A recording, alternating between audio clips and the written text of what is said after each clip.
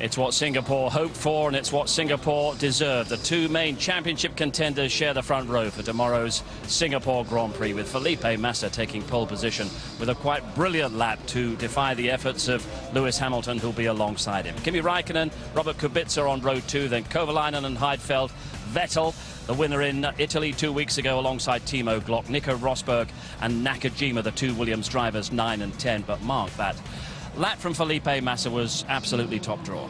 Fantastic lap. To do something like that around a street course, not make any mistakes, and see that lap time come at the end of it, very rewarding for the driver. And psychologically, I think he's just the upper hand now over Hamilton. Well, let's see the final exchanges that decided pole position. First of all, It's there. The Ferrari's just so comfortable to drive. no disgrace to Hamilton. He was trying absolutely everything, and he got so close to that wall, didn't he? Well, time and time again, we've seen it, but the kind of precision that he was putting in and just fighting with that car, trying to get every little bit out of it, that's the skill and ability of a great driver. But again, don't take nothing away from Massa. Fantastic job. Right, next laps of the top three. Räikkönen, my goodness, he's putting up such a tremendous World Championship fight. And his race engineer, Rob Smedley, is talking to Ted. Well done, Rob. Where did that come from? Not sure, to be honest. He's done a really good lap. He's, you know, stunned me for once. Not for the first time this year, and we didn't expect him to be that quick. You know, we hope we've done the right thing with the strategy. I think that we have. We haven't gone silly to try and get the pole position, and he's just put it all together. Looks like you're probably on a similar strategy to the McLarens, but he's just amazing. I mean, in these pressure situations, well, the championship where it is, he can deliver that one lap. Yeah. He's just brilliant, isn't he? I mean, over a time lap. I think there's very few can match him at the minute, and you know he's done absolutely everything perfect on that lap. You know, he hasn't lost, you know, not even a hundredth of a second. I would say he's just put it all together, and as you say, under a lot of pressure. The pair of them are under a lot of pressure, and he's delivered. How's your race pace? Very good, very happy. You know, we had some good long runs yesterday. The temperature should be very similar to how it is tonight, but you know we were a little bit quicker than our closest rivals, so you know, hopefully with a pole position and our race pace, we should be all right tomorrow. Well done. And are you starting to sense, Mark, certainly on the evidence of what we saw in Q2, that Lewis might be starting to feel the qualifying pressure a little bit more than Massa? I think he's putting in every little bit of effort he can, but maybe it's a bit too much and he's overdriving slightly. Saying that, watch the Ferrari, watch the guys inside the cockpit. It's so much easier to get the lap out of the car and a lot less effort.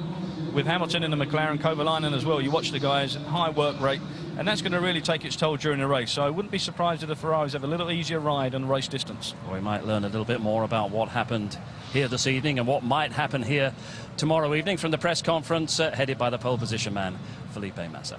Apologies for the rather variable sound quality from that press conference, but it's getting rather late here. And Lewis on the front row, Felipe Massa the star of qualifying. But a front row position is not too bad for this race in prospect tomorrow. I think everything's set for a great start, and it's going to be interesting to see who gets command into that first corner.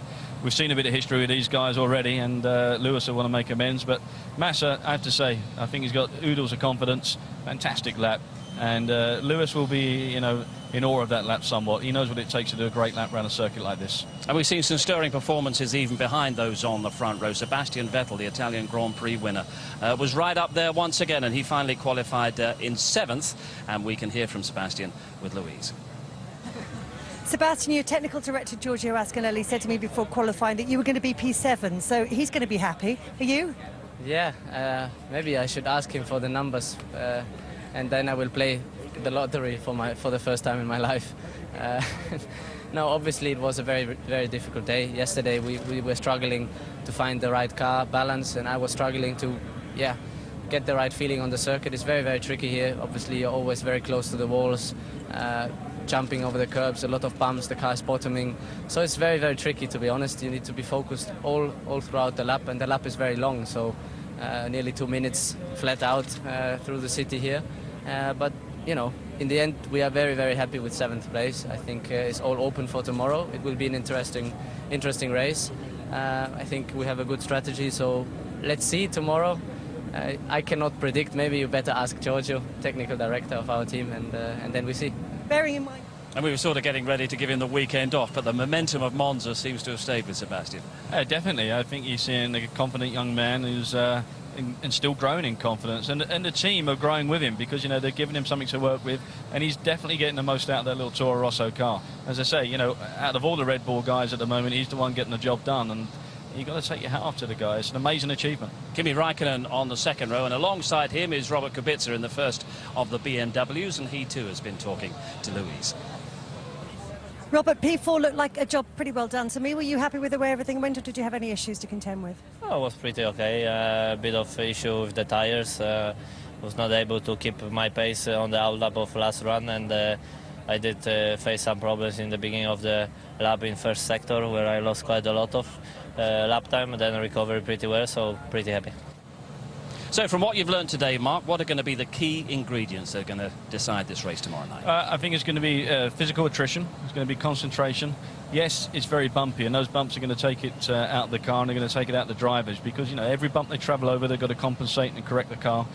And I mean, you're going to see incidents tomorrow during the race, and that could, you know, be a little bit of a situation where we can get into overtaking. But it's going to be overtaking because of someone else's mistake. So maybe we're going to have a run into a few corners, and maybe we'll get a few more incidents from that onwards. So what are we going to see then in terms of strategy? If it's likely that we're going to see the safety car at regular intervals, people tend to want to go on a one-stopper. Yeah, I don't think that's... I mean, it's a little bit dodgy to do that sort of thing around here. Such a long lap with 24 corners, you could get caught out a little bit easy. I think you're going to get guys who are going to try and run light and maybe do multiple stops and try and fight their way through the pack. And also the guys at the front, they're probably on similar fuel levels, probably in a two-stop race at this point. But, you know, anything could happen around here. And also, don't count the weather out the picture in Singapore. Yeah, there is a forecast for maybe a little bit of rain tomorrow afternoon, and it might lead to a damp track at the start of things. Does seem, from what we heard from Rob Smedley and Felipe Massa, that both the Ferrari and the McLaren are on very similar strategies on the front row. Yeah, it seems that way. But saying that, as I said earlier, I think the Ferrari is a little bit easier car to drive lap after lap. And that's going to be the difficult thing around here, just making sure you get the whole distance and every single lap cleanly put together, because it's so easy, Steve, to make a mistake. You sit in front of a VDU screen, your computer screen at home, you take your eyes away, nothing happens. You take your eyes away around here, you're going to be in the wall. If it does come down to physical attrition, I mean, Lewis is so fit, but Felipe Massa is so determined. Such a great racer he's become. Yeah, I think he's one of those guys. He starts at the front, and you're pretty confident he'll be at the front come the end of the race. So, you know, we're in for a great race tomorrow. We've got Hamilton, Massa, two title contenders, two for now. I'm looking forward to it. And it does seem, from what we're hearing from the drivers, the lights aren't a big issue.